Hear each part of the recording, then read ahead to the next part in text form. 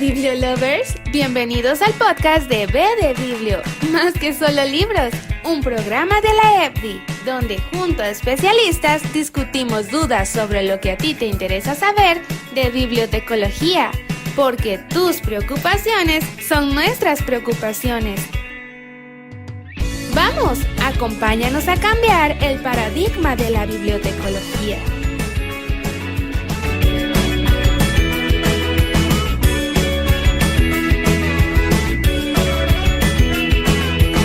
Episodio 13. Mediación cultural en acción. Navegando la diversidad cultural en bibliotecología. Hola, yo soy Lucía. Hola, yo soy Juan Ignacio. Y esto es B de Biblio, más que solo libros. Hoy nos encontramos con una persona siempre, como siempre decimos, muy especial. Pero hoy de verdad que sí es muy especial. Porque como él dice que nosotros brillamos, él también brilla. Entonces, pues aquí tenemos al profesor Brian. Pero Juan, díganos más acerca sobre el profesor primero. Brian Vindas es un destacado dramaturgo, actor, gestor cultural e investigador. Brian ha participado en muchos coloquios de dramaturgia y toda esta área de del arte. También ha desarrollado muchas obras, Dramaturgia del Olvido, El Continente de las Luciérnagas y entre muchas otras que se pueden mencionar. Brian tiene una amplia experiencia en la gestión cultural, en la dramaturgia, en el performance, en la actuación, en la danza y la dirección. Y tiene una gran representación de temas críticos y sociales a través del arte, que lo ha consolidado como una figura influyente. Actualmente se desempeña como proyectista y extensionista en la Biblioteca Infantil de la Universidad Nacional. Y además es académico e investigador en la Escuela de Bibliotecología. Wow, leyeron muchísimo. Muchas gracias por el recibimiento. Estoy muy feliz. Nos va a poner a bailar. Los voy a poner a bailar. Estoy muy feliz de estar acá. Gracias por la invitación. Soy fan también del programa. Los sigo siempre y tengo mucho cariño por ustedes y por el trabajo que hacen. Y gracias por invitarme. Gracias a usted. Usted por aceptar. Hoy vamos a hablar un poquito acerca de mediación cultural y la diversidad que esta tiene en bibliotecología. Pero primero nos gustaría saber si en palabras generales nos puede mencionar qué es la mediación cultural para explicarle a las personas. Wow, la mediación cultural es un concepto polifónico que se va transformando según el espacio geográfico, el contexto donde trabajamos y también las necesidades sociales del país y del medio. Pero básicamente es, y citando a mi gran maestra Didangui, es el trabajo de puente entre el arte, los derechos culturales, los espacios culturales y las comunidades. Básicamente somos un centro de gravedad para que las culturas, los derechos culturales, los procesos, las leyes, todo este espacio tan burocrático a veces, pueda ser mucho más sencillo para las comunidades. Las comunidades son el punto de gravedad, son el centro, son el latido, y nosotros mediamos entre eso y lo que intentamos descifrar como cultura, ¿no?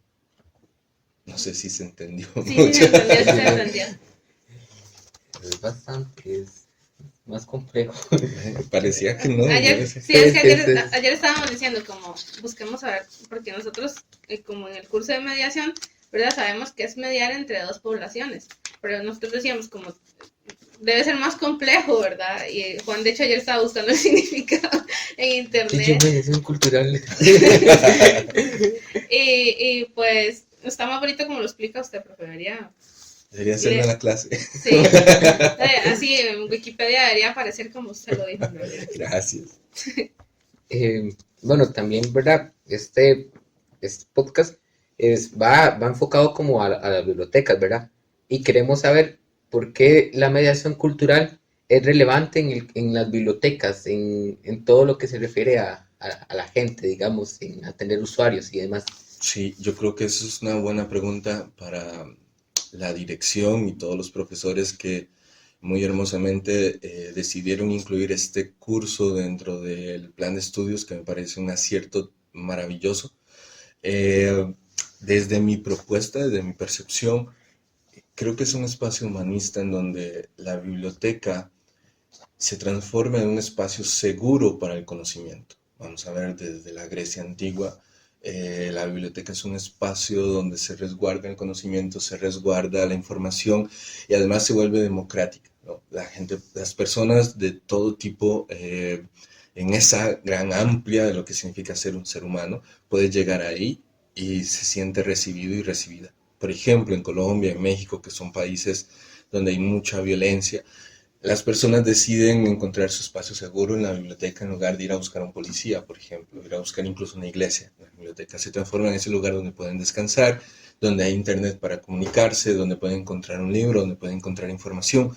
Entonces, básicamente, por ejemplo, en Bogotá, en Ciudad de México, en Cuba, en otros espacios, la biblioteca es un punto de gravedad. Es un punto seguro, es un punto donde todas y todos somos aceptados y por lo menos en Costa Rica, contextualizándolo, también legitimiza de alguna forma los proyectos culturales. ¿Qué quiero decir con esto? Es diferente, lamentablemente, plantear un proyecto desde una persona que haga clown, que no tenga su espacio académico, a que se plantee desde una biblioteca. Los niños, las niñas, los papás saben que es un espacio donde pueden estar mucho más seguros los niños, donde, bueno, vamos a ver qué es clown, vamos a ver qué es esto otro, y esas alianzas son las que terminan fortaleciendo. Básicamente eso, la biblioteca es un espacio, es un punto de gravedad, en donde si nosotros logramos aliarnos y logramos trabajarlo, puede ser un espacio, una galería, puede ser un espacio de conciertos, puede ser un teatro, puede ser espacios sobre derechos culturales, sobre personas migrantes. ¿Quién más que el bibliotecólogo te puede dar la información concreta para poder guiarte hacia un proceso, por ejemplo, migratorio, hacia un proceso de violencia, hacia distintos espacios? Entonces, y además, geográficamente las bibliotecas son este espacio que siempre está en todos los lugares. O sea, donde vas caminando y ves una biblioteca, por lo menos a mí me pasa físicamente, tengo como un respiro y puedo llegar ahí, entro y sé que hay diferentes espacios culturales, una mezcla dentro de la biblioteca. Entonces creo que, pero es algo muy personal y puede que no sea, sí es ético, pero no sea bien recibido lo que voy a decir. Las bibliotecas se transforman en un espacio vacío, sin bibliotecólogos, bibliotecólogas y sin usuarios. Haciéndolo un poco con el teatro, ¿no? Dar una función para un espacio vacío, ¿es teatro o no es teatro? Una biblioteca sin bibliotecólogos, bibliotecólogas que estén ahí, que logren hacer esa mediación entre la información y el usuario, ¿qué sería? Sería un espacio vacío, un no lugar, un No espacio sería una abandonado. biblioteca. Exactamente. Entonces, creo que la mediación empieza desde ahí, ¿no? Ese concepto de que el usuario va a llegar como si nada a la biblioteca, creo que es muy del siglo pasado. Ahora nos toca salir a buscar los usuarios, las usuarias y preguntar qué necesitan y cómo podemos ayudar a las comunidades. Todas esas preguntas son a nivel filosófico muy importantes y creo que mis estudiantes pueden generarlas y pueden ser ese enlace además. ¿Y cómo llegó usted, digamos, desde su trayectoria en las artes escénicas, cómo llegó a ese punto de querer interesarse más que todo o enfocarse en la mediación cultural? Y después de eso, ¿verdad? Enfocarlo en bibliotecología. ¿Cómo fue ese paso? Sí, yo creo que son necesidades. Todo lo que yo he hecho desde mis proyectos ha sido por necesidad. Cuando empecé a estudiar artes dramáticas, ya en segundo año ya estaba actuando, ya iba a México, ya tenía otros proyectos. Pero en el país te das cuenta que vivir de la actuación es posible, pero también tienes que ensayar muchísimo, aprenderte muchos textos y hacer obras que tal vez no te interesan tanto. Y me encontré con la posibilidad de plantear proyectos de mediación para poder comer, por ejemplo en el ProArtes o las becas del Colegio de Costa Rica. Y me di cuenta que era un espacio que me encantaba. Yo no sabía plantear un proyecto y empecé desde cero. Y empecé a trabajarlo en zonas indígenas, me hice adicto a poder sacar el teatro de los espacios e ir a comunidades. Trabajé en la cárcel, trabajé en zonas, en los pueblos originarios, zonas indígenas, con niños. Y me di cuenta que podía amalgamarse todo y me sentía útil además. Y eso, entonces planteaba un proyecto por año para poder comer y se juntaban otros proyectos de salir afuera y así. Y cuando estaba, ya había ganado como 4 ProArtes acá y 2 becas del Colegio de Costa Rica y los premios nacionales, y cuando estaba pensando ya en irme a hacer un doctorado afuera, me encontré en las redes sociales esto de, ¿no?, mediación cultural, esta oferta laboral en la UNA y quise entrar, lo planteé. Recuerdo que cuando llegué como con mis 25 publicaciones, los libros y todo que había que traer. Y entonces estaba Juan Pablo, todo eso lo escribió usted, lo publicó. Y yo, sí, no, tenemos que revisarlo, A ver si tenemos es que ver qué cierto. pasa. Entonces los dejo y todavía pasó una semana y yo ya, bueno, yo creo que no me contrataron, me los regresan. No, espérese un momento.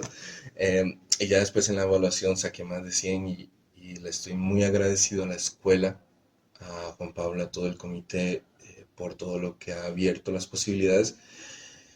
Y también replantear el conocimiento de la mediación dentro de la bibliotecología, como ese espacio. Fue preguntarme cómo entra la biblioteca aquí.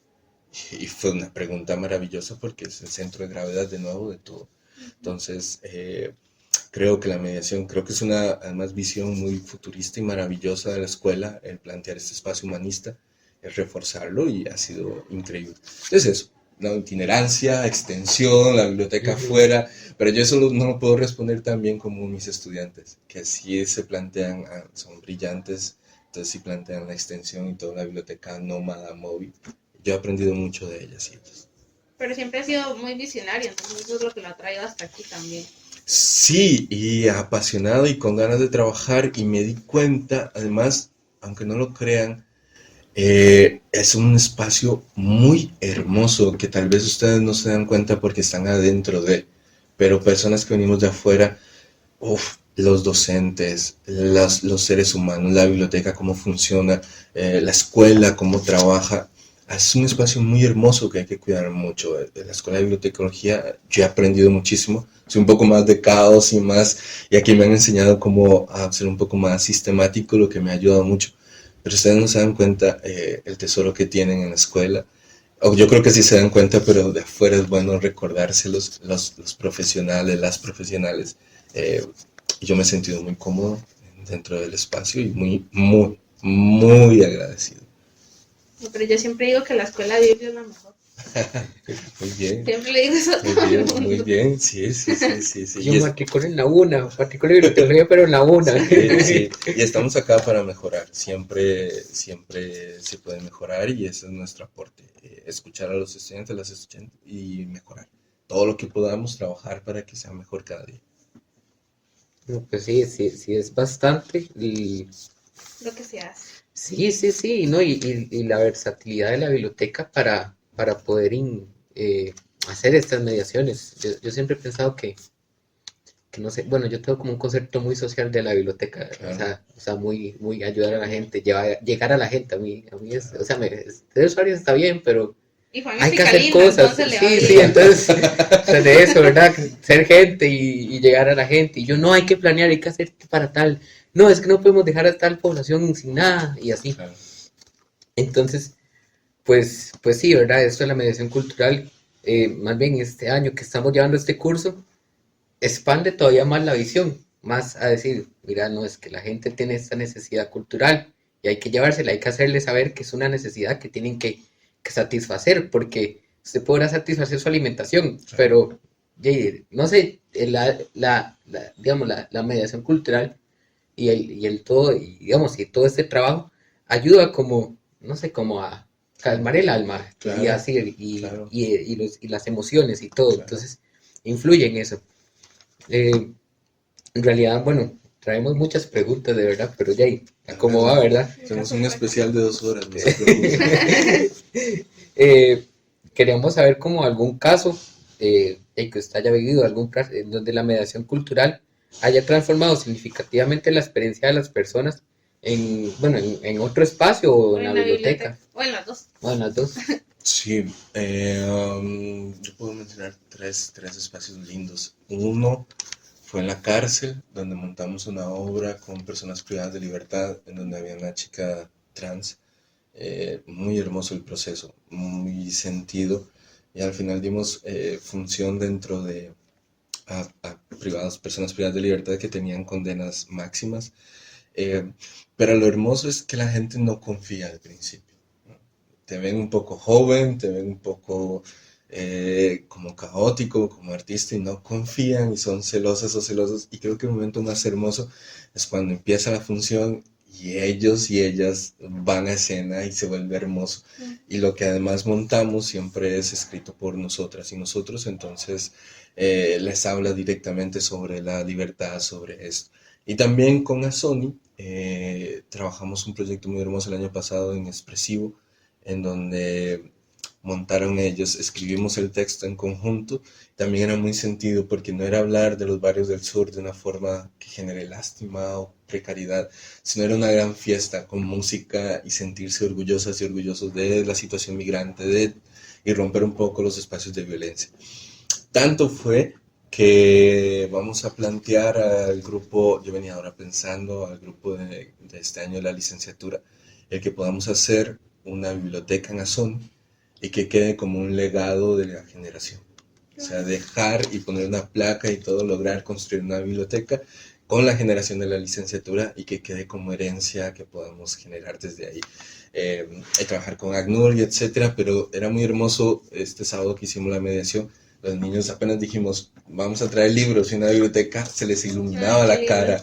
Entonces fue muy hermoso y es el compromiso que quiero plantearles después de revisar los 35 trabajos que me faltan. Pero vamos a ver qué Aquí tenemos la primicia. Sí, la primicia. Bueno, como usted mencionaba, es muy difícil llevar a cabo como estas mediaciones por muchas razones, como, no sé, aspectos económicos o por el tipo de comunidad que a veces puede ser un poco difícil como tener esa inteligencia emocional de saber cómo lidiar o cómo mediar entre esas poblaciones, porque a veces son cosas muy sensibles. Entonces queríamos saber cuáles han sido como esos mayores retos o desafíos que ha enfrentado para algún tipo de mediación y cómo los ha superado. Sí, es distinto trabajar con, por ejemplo, señoras adultas mayores que trabajan en el folclore, que no llega y ya están listas para hacer teatro y ya tienen una emoción, y que todo fluye muy lindo, a trabajar, por ejemplo, en la cárcel o en los barrios del sur. Porque creo que lo más importante es ser honesto. Y cuando yo llegué a la cárcel les dije, yo sé que muchos no quieren estar acá, que no saben ni qué es teatro, pero quieren salir de ese espacio por lo menos 1 o 2 horas al día. Entonces, a partir de esa honestidad, trabajemos, ¿no? Vamos a ver qué pasa. Entonces, eso les quita un poco ese peso de encima. Igual en Comazón era enfrentarse a... Eran una serie de talleres y ya ellos habían dado un golpe de estado a 2 profesores. Entonces yo llegaba como con miedo, además me estaba cuestionando mucho sobre ser profesor, había muchas cosas que aquí me ha costado adaptarme a dar clases en Costa Rica, afuera es creo que un poco más sencillo, y cuando llegué me tocó enseñarles mis cicatrices, mi biografía, mis espacios, que no soy una persona con privilegios, sino que he tratado de estudiar becado, que también he tenido mis problemas, mis espacios complejos, he pasado hambre, he pasado de todo. Y a partir de esas cicatrices hicimos la conexión y ellos empezaron a confiar en mi trabajo. Entonces creo que lo más difícil es la confianza. Entonces cuando ellos, de pronto yo me llevo material y escribo la obra y ellos la leen, se les ilumina mucho porque son las palabras de ellas y ellos ahí. Entonces eso termina siendo muy hermoso. O Niñas de Papel en Guatemala, sobre el asesinato que quemaron vivas a las niñas del Hogar Seguro. Y yo tenía que montar esta obra y habían ciertos miedos, ¿no? Que un extranjero llegue y monte esta obra. Y conocí una reportera increíble, Mariela Castañón, donde trabajamos mucho, y cuando presentamos la obra estaban las mamás. Entonces yo lo sabía, confiaba mucho en el respeto del texto, en todo, y cuando terminé yo pensé que era un tributo solo a las niñas. Una de las mamás levantó la mano y dijo, no, esto también es para nosotros porque nos sentimos escuchadas. Nos sentimos que alguien nos escuchó, que no solo fuimos una noticia o esto, que nuestras palabras están ahí. Entonces creo que han sido los retos, algunos de los más importantes que he tenido. Y este sábado además tuve otra posición que me estoy cuestionando mucho, porque siempre en los espacios de violencia la autoridad es lo que hay que destruir. Entonces, en este sábado, en Azoni, yo era la autoridad. Entonces, lo que hice fue echarle flores a mis estudiantes y ellas se volvieron amigas de ellos. Entonces estaban trabajando, pintando y le preguntaban, ¿qué es estudiar bibliotecología? ¿Qué puedo estudiar? ¿Cómo entrar? ¿Qué hacer con las becas? Cuando yo entraba hacían, ay, ya viene el profesor. Entonces era muy hermoso que ahora yo estaba de este otro lado y mis estudiantes eran quienes lideraban estos espacios. Eso fue muy hermoso. De hecho, yo creo que sí tiene sentido que sea, no lo había pensado, uno de los factores más importantes, la confianza. Yo siempre recuerdo, es que me gustó mucho ese episodio, el de la profe Floribet, el de los pueblos indígenas, y me acuerdo mucho que ella mencionaba ese aspecto de que ella llegaba y como la gente, las personas de ahí ya no confiaban en los proyectos que tenían fuera porque los habían maltratado mucho, Claro. y les prometían cosas que no cumplían. Claro. Entonces, sí me parece que es un aspecto muy importante de la confianza porque es algo que hay que construir, más en estos casos donde las personas, ¿verdad?, les han hecho promesas que no les cumplen. Entonces, siento que sí es como un aspecto muy importante de la confianza y no lo había pensado. Sí, el sincerarse, o sea, que es algo que yo hablaba tal vez al puro principio en el curso, o sea, que primero usted ocupa crear ese vínculo, porque Claro. sin vínculo la mediación o cualquier proyecto que se quiera hacer con gente no funciona. Claro. O sea, no logra sentar una base para poder construir desde ahí. Y bueno, eso que dice de sincerarse con la gente, eso es lo que crea confianza, o sea, eso es donde la gente logra conectar con uno, porque ven que la historia de uno con la de otro Claro. se confabula de alguna forma. Y bueno, bueno, tal vez no sé si ya la respondimos, pero igual la vamos a hacer. Sí lo respondí, pero por encimita. Ok. ¿Qué papel juegan las personas usuarias de la biblioteca en el éxito de los programas de mediación cultural? Sí, siempre hay como muchas analogías muy hermosas entre el teatro y la biblioteca que me estoy generando, ¿no? Sin público en el teatro no hay obra. Es una de las grandes preguntas que hacemos. Entonces, sin la biblioteca, sin usuarios, ¿es biblioteca o no es biblioteca? Es una gran pregunta, ¿no?, filosófica que podemos plantearnos. Pero para mí, los usuarios son ese latido sanguíneo que le da la biblioteca. O sea, la función de la persona bibliotecóloga es estudiar, es pensar en una comunidad, qué necesidades tiene esa comunidad y cómo se trabaja la biblioteca para poder unificar esa comunidad o para poder enriquecerla y trabajarla. Ya lo decías vos sobre la cultura, la biblioteca puede ser un espacio en donde se legitimice los derechos culturales como parte de una canasta básica. Que en Costa Rica no lo tenemos así, ¿no? No se percibe el que el arte esté dentro de la canasta básica, de consumir arte, de recibir talleres, de poder pintar, de poder escribir, de poder hacer danza, que eso es un espacio fundamental para el alma. Entonces, Terapeuta. exactamente, los usuarios pueden plantear esas necesidades, nosotros podemos estudiarlas y a partir de ahí diseñar un plan anual de proyectos para la comunidad. Es distinto trabajar en Guanacaste, un proyecto de mediación cultural, trabajarlo en Limón, por ejemplo, y entender esas diferencias. Es distinto el usuario en Guanacaste, en Punta Arenas, en Cartago, en Heredia y en Limón. Entonces nos toca a nosotros investigar cuáles son las necesidades de ese usuario, qué es lo que podemos enriquecer, y si la biblioteca se transforma todos los viernes en un espacio de calipso, lo hacemos, ¿no? Y si a partir de eso llegan y se llevan libros que además legitimizan la historia afro-costarricense, lo hacemos. Y si podemos traer charlas para poder trabajarlos, o que asentemos geográficamente qué son los espacios culturales y rompamos estereotipos de que en Limón es una provincia que X o Y cosa. O sobre los recursos naturales en Guanacaste, que ahorita está tan saqueado, ¿no?, por personas extranjeras que vienen y consumen y compran, etcétera. O que es la periferia, que es la gentrificación, que son las migraciones en una biblioteca, por ejemplo, en Guararí. Entonces, ¿qué usuarios son los que vienen? ¿Cómo podemos plantear estos proyectos para enriquecerlos? Y después de plantear 2, 3 años de estos proyectos, ampliemos un poquito más. Y también hagamos alianzas con otras bibliotecas. ¿Qué usuarios podemos traer, qué podemos buscar y qué podemos planificar desde ahí? Pero el usuario siempre, para mí, marca tiempos. marca las necesidades. Por eso hay muchas bibliotecas en distintas comunidades y creo que eso es una visión muy hermosa. Y a partir de ahí se pueden generar encuentros, pero entender eso, el usuario como un ser vivo, un ser que se transforma. Además, dentro del Limón hay diferentes usuarios, si son jóvenes, si son adultos, si son adultos mayores, y todo eso son proyectos que podemos planificar para la comunidad. Y para generar esos espacios, esos encuentros entre los usuarios y los bibliotecólogos, la biblioteca, ¿cómo qué consejos le daría usted a los estudiantes y a los futuros bibliotecólogos para poder generar esos espacios?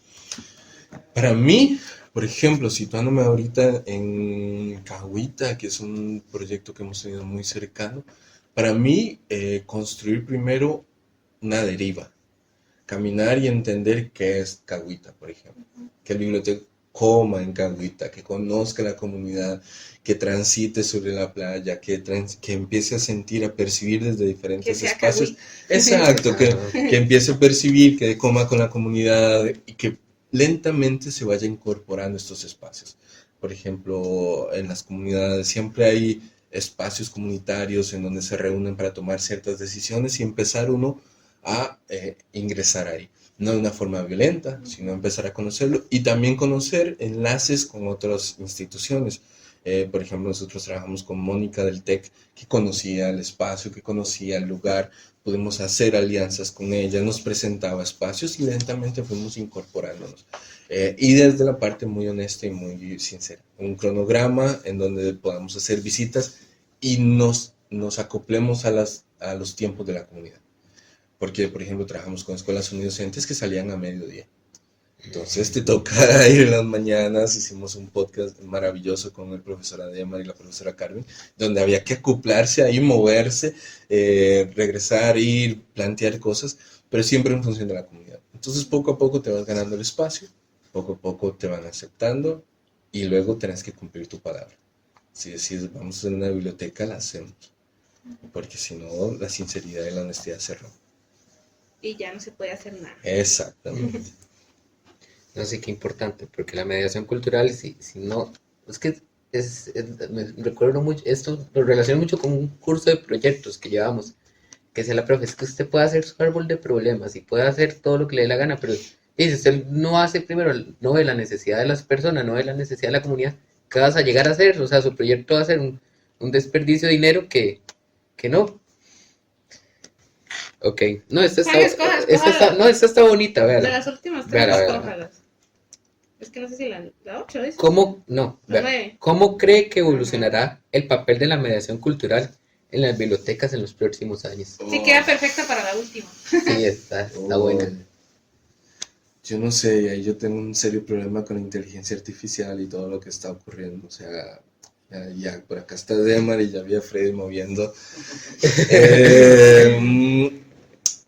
Yo tengo un serio problema con la inteligencia artificial y estos espacios tan distantes entre el ser humano y la humanidad y los errores. Y a mí me gustaría que se mantuviera, que el ser humano fuera el centro de muchos espacios, de muchas conexiones, de muchas mediaciones. Un ser humano puede entender a otro ser humano. Y el error es súper importante. Por ejemplo, en el curso, siempre el error es de donde aprendemos, y todas estas nuevas tecnologías y esta alineación y esta inteligencia artificial termina siendo una gran herramienta, pero puede transformarse en un vicio, en donde pareciera sustituir al ser humano y buscar a la perfección constante, ¿no? Utilizamos esto para que sea lo más perfecto posible, pero el ser humano es totalmente imperfecto. Esas necesidades, esa imperfección comunitaria, más queremos vivir como en una utopía, ¿no? Como que todo se mueva según ciertos tiempos pero el ser humano no es así. El ser humano está lleno de complejidades. Cada día, un día nos podemos sentir muy mal y despertarnos, otro día Y yo creo que al final, pensando en este gran templo del conocimiento como son las bibliotecas, me gustaría pensar en que llegamos y se vuelve ese espacio seguro en donde podemos mediar y nos van a entender, en donde incluso puede haber información sobre salud mental, sobre deporte, sobre otros espacios, puede expandirse y empezar a masticar otras disciplinas, empezar a generar estas alianzas. pero siempre teniendo a ese ser humano que no está en un mostrador, sino que está caminando y te pregunta, hola, ¿cómo estás? ¿Qué puedo ayudarte? Y tal vez eso te da para llorar tremendamente, o para encontrar un espacio, o un libro, o uno decir, no sé qué vine a buscar, nada más quise entrar a la biblioteca y ya, que no soportaba toda la tecnología afuera y quise entrar acá. Y tocar un libro, además, es distinto, sentir un libro, sentir. Pero eso, yo quisiera pensar que en el futuro está muy cerca de la humanidad, muy cerca del error, muy cerca del espacio, y es en un lugar donde va a tener mucho más alianzas culturales, de arte, de pinturas, y creo que va a ser un refugio en contra de la inteligencia artificial y todos estos lugares zombies. Creo que la biblioteca me gustaría que fuera un refugio de todos estos espacios. Que no estoy en contra de la inteligencia artificial, no quiero que la gente ahora gane premios porque la inteligencia artificial te escribe una obra de teatro, me parece pésimo, pero creo que hay ciertas cosas que podemos sobrellevar siempre y cuando no nos absorban, ¿no? Y les digo, el error para mí es superhumano y sí me gustaría las bibliotecas como un espacio así. Pero vayan al curso de Ademar, no hay ningún problema, vayan a Freddy, la inteligencia artificial es maravillosa. No sé, hay que ir a cursos de eso para que le enseñen a utilizarlo con responsabilidad. Y ética. Eso, Ajá. eso. No, pues agradecerle. Y ojalá que pueda haber otra edición de esto, ¿verdad? Ya dentro de unos años. Más específica ya. Porque Con ya, trabajo, ahorita ya. estamos haciendo esto, pero dentro de unos años va a haber otra edición. Entonces, no, pues muchas gracias, la verdad, por aceptar el espacio y querernos. Y querernos. Siempre. 2, 3. Ve de Biblio, más que solo libros.